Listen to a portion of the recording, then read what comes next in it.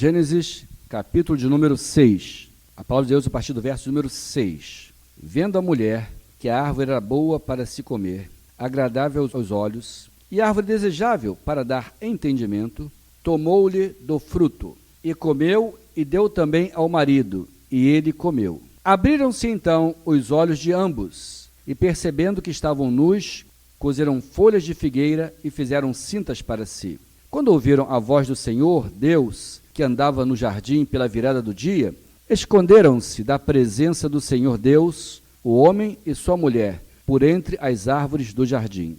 E chamou o Senhor Deus ao homem e lhe perguntou: onde estás? Ele respondeu: ouvi a tua voz no jardim, e porque estava nu, tive medo e me escondi. Perguntou-lhe Deus: quem te fez saber que estavas nu? Comeste da árvore de que te ordenei que não comesse? Então disse o homem: a mulher que me deste por esposa, ela me deu da árvore, e eu comi. Disse o Senhor Deus à mulher: que é isto que fizeste? Respondeu a mulher: a serpente me enganou, e eu comi. Então o homem disse à serpente: visto que isto fizeste, maldita és entre todos os animais domésticos, e és entre todos os animais selváticos. Rastejarás sobre o teu ventre, e comerás pó todos os dias da tua vida. Porém, inimizade entre ti e a mulher, entre a tua descendência e o seu descendente. Este ferirá a cabeça, e tu lhe ferirás o calcanhar. E a mulher disse: multiplicarei sobremodo os sofrimentos da tua gravidez. Em meio de dores darás à luz filhos. O teu desejo será para o teu marido, e ele te governará. Nesse texto de Gênesis, capítulo 3, do verso 6 ao verso 16, fala sobre a queda do homem e a tentação sofrida por Eva. Observe que no verso número 6 é o momento da tentação, que diz: vendo a mulher que a árvore era boa para se comer, agradável aos olhos e árvore desejável para dar entendimento, tomou-lhe do fruto e comeu, e deu também ao marido, e ele comeu. É interessante que em 1 João, capítulo 2, 16, João escreve assim: porque tudo que há no mundo, os desejos da carne, os desejos dos olhos e a soberba da vida, não procede do Pai, mas procede do mundo. Dá para fazer um paralelo entre a tentação de Eva e estas explicações de João, porque vendo a mulher que a árvore era boa para se comer, então ele fala sobre o desejo da carne. Depois diz o texto: agradável aos olhos, e ele fala os desejos dos olhos. E o texto de Gênesis fala também: e árvore desejável para dar entendimento. Então ela queria entendimento, queria a soberba. Então ele fala a soberba da vida. Então se ensoberbecer com aquele entendimento, se tornando igual a Deus. Nós temos que observar alguns detalhes muito importantes nesse texto, que podemos aprender com a experiência negativa de Eva. Porque, irmãos, alguém já disse que os nossos erros é um grande professor. Realmente, a pessoa tem que, pelo menos, aprender com os seus erros. Agora, o melhor professor é quando a pessoa aprende com o erro dos outros. Porque se eu erro, eu vou aprender, mas vou sofrer as consequências do meu erro. Agora, se o outro erra e pela experiência negativa do outro eu aprendo, então eu aprendo sem sofrer a pena. Então é melhor aprender observando o erro dos outros para aprender a fazer o que é certo e ver as consequências do erro. Então, o primeiro detalhe que eu quero observar aqui com os irmãos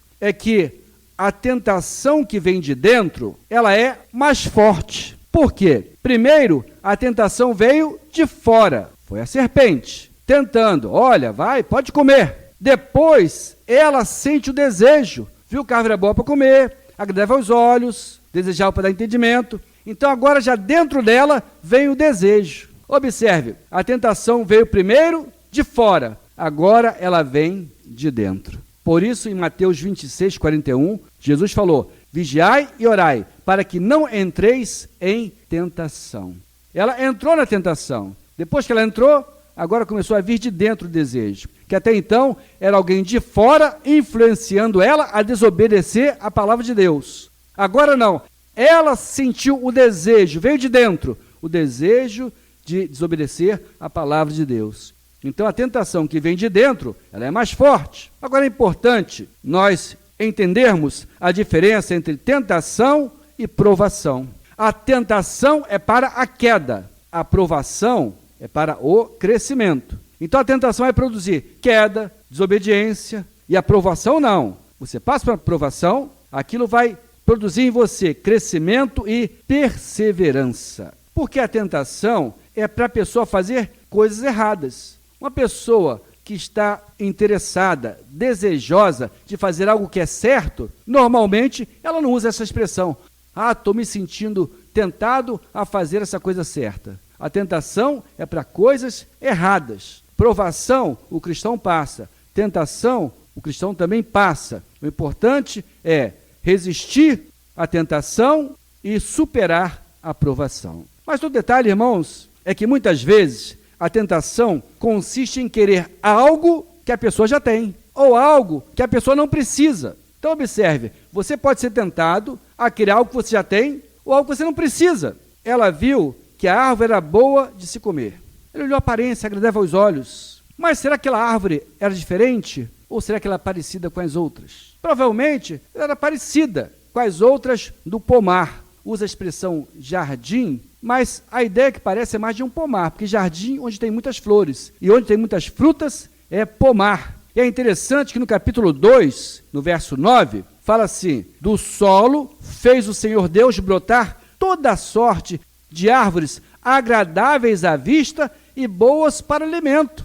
Então, as outras árvores também eram agradáveis à vista, também eram boas para alimento. Então, aquela árvore era especial na sua aparência. Ela, se as outras também eram boas para alimento, se as outras também eram agradáveis e eram permitidas, não tinha necessidade dela pegar uma outra que era igual às outras. Muitas vezes, a tentação consiste em querer algo que você já tem. Ela já tinha todo um pomar, não tinha necessidade. Ela não precisava daquilo. E muitas vezes a pessoa peca, desobedece a Deus, numa situação que ela nem tem necessidade, não precisava disso. O melhor seria continuar em obediência ao Senhor. É interessante que o diabo fala que, vocês se comerem, vocês serão igual a Deus. Mentira do diabo, porque o homem já era igual a Deus, foi criado à sua semelhança e imagem e semelhança. O homem foi criado à imagem e semelhança de Deus.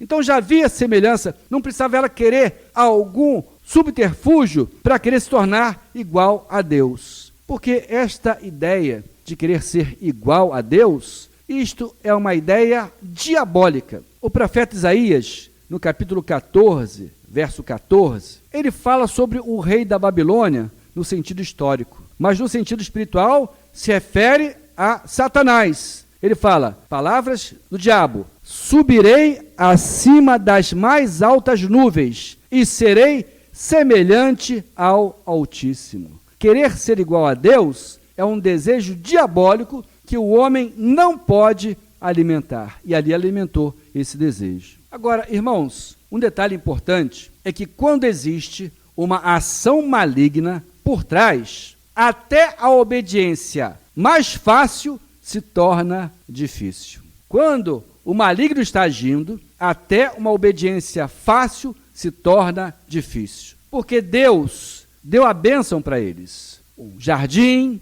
a terra, uma família, um trabalho, tudo que o homem precisava, Deus deu. Era uma bênção, mas uma bênção condicional. Porque ele falou, a bênção é sua, mas olha, se me desobedecer, se comer da árvore que eu proibi, você vai morrer. Vai perder tudo. Então era bênção condicional. Mas era, irmãos, uma obediência fácil, porque ele deu muitas opções para ela não desejar o que não era para ela. E por que ela desejou o que não era para ela, já que tinha outras opções? Por influência maligna. Submetei-vos a Deus, resisti ao diabo e ele fugirá de vós. Então, quando existe uma ação maligna, até a obediência mais fácil se torna difícil. Ela tinha que resistir. Outro detalhe importante é que tudo que se consegue através da desobediência a Deus não compensa. Compensou? Valeu a pena ela ter desobedecido a Deus? Conseguiu ali o fruto? A ilusão foi iludida por Satanás? Não adianta adquirir coisas boas de maneira errada. mesmo que o propósito pareça ser bom. Não, mas meu propósito era bom, eu queria mais entendimento, árvore boa para dar entendimento. Teoricamente, alguém poderia dizer que ela estava bem intencionada, mas irmãos, não adianta querer adquirir coisas boas pela maneira errada. O outro detalhe é que, preste atenção, para te derrubar, o diabo não precisa ir pessoalmente até você. Ele pode usar uma pessoa próxima de você e da sua confiança. Ao meditar sobre esse texto, me chamou muito a atenção o fato da serpente não abordar Adão. Por que não conversou com Adão? Por que não foi falar com Adão? Porque Satanás sabia que Adão ia resistir. Ia resistir a ele, mas sabia que Eva era mais volúvel, era mais fácil de ceder, e a ela ele não ia dizer não. Então ele sabia que Adão resistiria ao diabo, mas para Eva ele ia ceder. Então ele vai no ponto fraco. Onde é que eu vou conseguir? Por onde eu entro? Para te derrubar, o diabo não precisa ir pessoalmente. Ele pode usar uma pessoa próxima de você e da sua confiança. Adão não daria ouvidos à serpente, mas deu à mulher. E Eva, infelizmente, fez o serviço. Irmãos, ao dar ouvido à voz de Satanás, Eva ali começou a decair. E muito cuidado com pessoas que estão caídas ou que estão caindo, porque há pessoas que caem e ainda arrasta outros com ela. A pessoa que quer cair ainda leva outros junto com ela.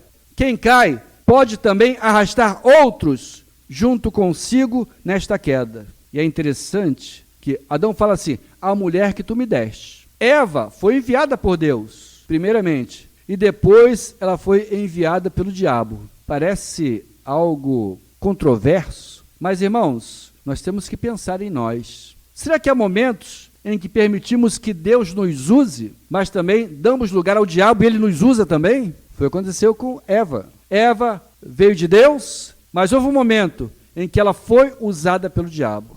Então, em nome de Jesus, não dê lugar ao diabo, porque ele vai usar você. Dê lugar ao Espírito Santo, para que Deus te use com poder e graça para abençoar pessoas e para que você fique firme na sua obediência a Deus. E já concluindo, uma outra observação nesse texto é que muitas bênçãos dadas por Deus são perdidas pelo nosso mau uso. Qual foi a bênção que Deus deu para Eva? A bênção de desejar, mas ela fez mau uso do desejo, e Deus entregou então o desejo dela para o seu marido. Ela desejou o que não era para ela, desejou o que era proibido. E aí no verso 16 do capítulo 3, está escrito, como consequência pelo erro dela, o teu desejo será para o teu marido e ele te governará. Então agora ela perde a bênção de desejo próprio por causa da sua desobediência. Aí vem a questão, já teve alguma coisa que Deus te deu e você perdeu porque você fez mau uso da bênção que Deus te deu? Irmãos, eles perderam o pomar, o jardim. Deus deu um pomar frutífero para o sustento deles e eles perderam tudo. Muitas bênçãos dadas por Deus são perdidas pelo nosso mau uso. E concluindo, nós temos que estar atento para a autoridade divina, porque a autoridade divina ela é superior a todas as autoridades. O erro de Eva começou quando ela colocou a serpente no mesmo nível de autoridade de Deus. Ora, Deus fala alguma coisa, a serpente fala outra, e ela compara. Como é que ela poderia comparar o que Deus, que a criou, que fez tudo por ela, que deu tudo, com aquele estranho que apareceu, ela não sabe de onde, falando um montão de bobagem, contrariando a palavra de Deus? Como é que ela poderia ter feito isso, de igualar a autoridade da palavra dos dois? Este foi o grande erro. Então, em nome de Jesus, a autoridade sobre nossas vidas é a palavra de Deus. Aquilo que o Espírito Santo fala ao teu coração, isto que é a palavra de autoridade, que temos que obedecer e seguir. Ouça a voz de Deus e nunca dê ouvidos à voz do inimigo. Agora, cuidado, ele usa pessoas próximas. Ele pode usar contra você uma pessoa que não gosta de você, mas ele é capaz, na sua sujeira, na sua sagacidade, de usar alguém que ama muito você, ou alguém que você ama muito, para fazer você desobedecer à palavra de Deus. Então, em nome de Jesus, fica firme, resistir ao diabo e ele fugirá de vós. Deus abençoe a sua vida. Amém.